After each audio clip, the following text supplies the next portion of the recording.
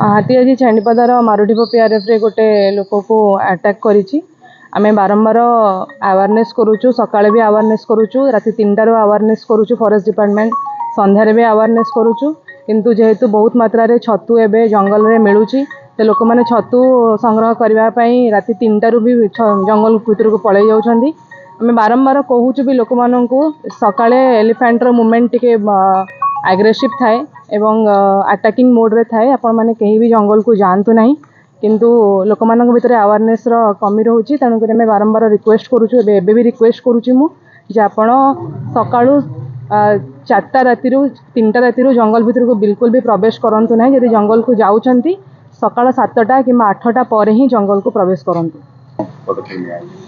लोक इंजोर्ड थिले एवं आमे ताकू तुरंत छेंडीपदा हॉस्पिटल को आनी एवं छेंडीपदा हॉस्पिटल रे ताकू डॉक्टर रिफर कर अनुगुल मेडिकल को एवं अनुगुल मेडिकल को ताकू निया जाइछि।